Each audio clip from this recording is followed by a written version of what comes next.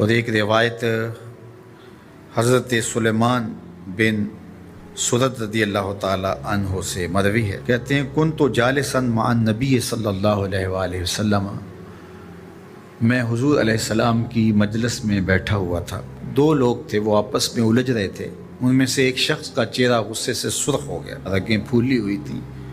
اور ایک دوسرے کے لیے سب و شتم کا ماحول پیدا ہو گیا تھا۔ اللہ کے رسول صلی اللہ علیہ وآلہ وسلم نے ارشاد فرمایا، میں ایسا کلمہ جانتا ہوں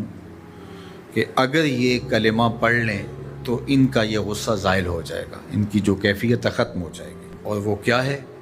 اعوذ باللہ من الشیطان الرجیم۔ یہ پڑھ لیں تو جو ان کے اندر ہے وہ چلا جائے گا۔ تو لوگوں نے اس شخص کو کہا جس کی رگیں پھولی ہوئی تھی اور غصے سے اس کا چہرہ سرخ ہوا جا رہا تھا کہ تعوذ پڑھو، اعوذ باللہ من الشیطان الرجیم پڑھو۔ اور یہ اللہ تعالیٰ نے قرآن مجید میں ارشاد فرمایا ہے کہ جب غصے سے انسان بے قابو ہو جائے تو اس کو چاہیے کہ وہ اپنے غصے سے باہر نکلنے کے لیے تعوذ پڑھے۔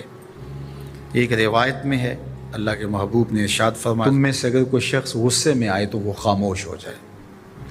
تو خاموشی سے غصے کا لیول نیچے آنا شروع ہو جائے گا۔ اور ایک روایت میں ارشاد فرمایا، جب تم میں سے کوئی شخص غصے میں ہو تو وہ کھڑا ہوا ہو تو وہ بیٹھ جائے، اور اگر اس کا غصہ اس سے زائل ہو گیا تو ٹھیک، ورنہ لیٹ جائے۔ یعنی اگر وہ کھڑا ہو تو بیٹھ جائے، اور اگر بیٹھنے کے باوجود بھی غصہ ختم نہیں ہونے پا رہا تو لیٹ جائے، خاموش ہو جائے، تعوذ پڑھے اور بیٹھ جائے یا پھر لیٹ جائے۔ تو یہ چار صورتیں غصے کو کم کر دیتی ہیں۔ تو غصے کو نافذ کرنے کی بجائے کوشش کرنی چاہیے کہ غصہ جو ہے وہ فروغ ہو جائے، چونکہ غصے میں انسان ایسے امور کر لیتا ہے کہ بعد میں اس کو سخت پچھتاوا ہوتا ہے۔ تو ایک شخص نے حضور سے کہا کہ حضور مجھے کوئی وصیت کیجئے۔ حضور نے اسے ارشاد فرمایا کہ تو غصہ نہ کیا کر۔ اس نے پھر کہا مجھے وصیت کیجئے، تو آقا کریم نے پھر فرمایا غصہ نہ کیجئے۔ اس نے پھر کہا، یہ بات ایک بار نہیں، اس نے کئی بار حضور سے پوچھی۔ وہ کوئی اور وصیت طلب کرنا چاہ رہا تھا کہ یہ تو ٹھیک ہے، کچھ اور وصیت بھی کیجئے۔ اس سے ایک تو اس شخص کی ذاتی صورتحال ایسی ہوگی، اور دوسری یہ ہے کہ اس نصیحت کی اہمیت کے پیش نظر کہ غصہ جب انسان کو آتا ہے تو وہ مغلوب ہو جاتا ہے اور بہت غلط فیصلے کر بیٹھتا ہے، اس لیے بار بار ایک نصیحت پر تاکید کرنا اور اس کا تکرار کرنا اس امر کی طرف توجہ دلاتا ہے کہ ہمیں معاملات کے اندر بہت معتدل رہنے کی ضرورت ہوتی ہے۔ جو شخص غصے کو نافذ کرنے کی طاقت رکھتا ہے، ایک تو ہوتا ہے کہ بندہ غصے سے خود اپنے آپ کو بے چین کرے گا، لیکن اپنے غصے کو نافذ نہیں کر سکتا، غصہ نکال نہیں سکتا، خود پیچ و تاب کھائے گا۔ لیکن یہ وہ شخص ہے جو غصے کو نافذ کر سکتا تھا، اس کے پاس طاقت تھی، لیکن اس نے اس کے باوجود غصے کو ضبط کیا۔ حضور علیہ السلام نے ارشاد فرمایا، قیامت کے دن اللہ تعالیٰ لوگوں کے سامنے اسے بلائے گا، تو اللہ تعالیٰ اسے اختیار دے گا کہ جنت کی حوروں میں سے جس کے ساتھ تم نکاح کرنا چاہتے ہو، جس کے ساتھ تم رہنا چاہتے ہو، تمہیں اس کا اختیار دیا گیا ہے، اس لیے کہ تم نے اپنے غصے کو ضبط کیا، اس کو نافذ کرنے کی طاقت کے یہ بھی ہوتا ہے کہ کسی کو کسی عمل خیر کی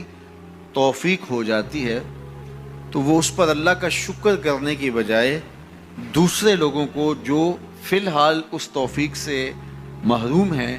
حقارت کی نظر سے دیکھنا شروع کر دیتا ہے۔ بعض اوقات کسی کو نماز پڑھنے کی توفیق مل گئی تو وہ بے نمازیوں کو حقارت کی نظر سے دیکھنا شروع کر دیتا ہے، تو یہ اس کے عمل کا عجب اس کے عمل کو برباد کر دیتا ہے۔ اگر اللہ نے آپ کو خیر کی توفیق عطا کی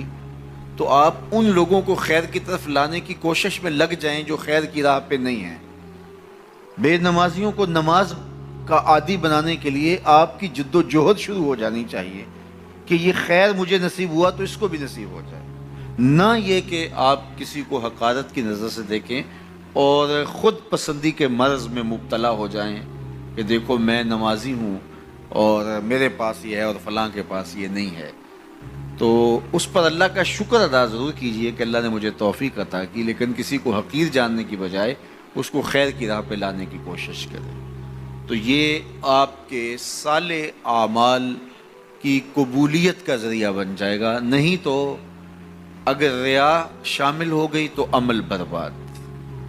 اگر تکبر آ گیا تو اللہ کو تو پسند ہی نہیں ہے، اگر عجب پیدا ہو گیا تو عمل کا نتیجہ آپ کو نصیب بھی نہیں ہو سکے گا۔ اس لیے عمل خالص ہو، صرف رضائے الہی کے لیے ہو، وہ عمل مرد نے کیا ہے یا عورت نے کیا ہے اس سے غرض نہیں ہے، شرط ہے کہ ایمان کے ساتھ اس نے صالح اعمال کا ذخیرہ جمع کیا ہے، تو اس کو اللہ تعالیٰ جل شانہ ستھری، پاکیزہ، مطمئن اور خوبصورت زندگی عطا کرتا۔ اب وہ خوبصورت زندگی حیات طیبہ کیا ہے؟ تو سنیے، حضرت سعید بن جبیر رضی اللہ تعالیٰ عنہ فرماتے ہیں کہ حیات طیبہ سے مراد الرزق الحلال ہے۔ اللہ جل شانہ جس کو پاکیزہ اور ستھری زندگی عطا کرتا ہے اس کو رزق حلال عطا کر دیتا ہے۔ حلال رزق کا نصیب ہو جانا ایک خوبصورت زندگی کا نصیب ہو جانا ہے، کیونکہ حلال میں طمانیت رکھی گئی ہے۔ ایک شخص جتنا بھی حرام رزق اکٹھا کر لے اس کو اس سے طمانیت باطن، سرور باطن نصیب نہیں ہو سکتا، اس کے اندر اطمینان اور قرار نہیں آ سکتا، کیونکہ حرام میں یہ ہے ہی نہیں۔ تو حلال تھوڑا بھی مل جائے لیکن ہو حلال تو وہ باطن کی طمانیت کا سبب ہے، اندر کی روشنی کا ذریعہ ہے، اور ایک سرشار، مطمئن، خوبصورت اور خوشگوار زندگی کی ضمانت ہوتی ہے رزق حلال۔ اللہ ہم سب کو اپنی جناب سے رزق حلال ہی نصیب کرے، اور اگر ہم سچے دل سے یہ عہد کر لیتے ہیں کہ اللہ ساری زندگی تو ہمیں رزق حلال ہی دینا، اور ہم بھی ساری زندگی حرام کے ایک لقمے سے بھی اپنے آپ کو محفوظ کریں گے، اللہ آپ کے لیے حلال کے راستے کشادہ کر دے گا۔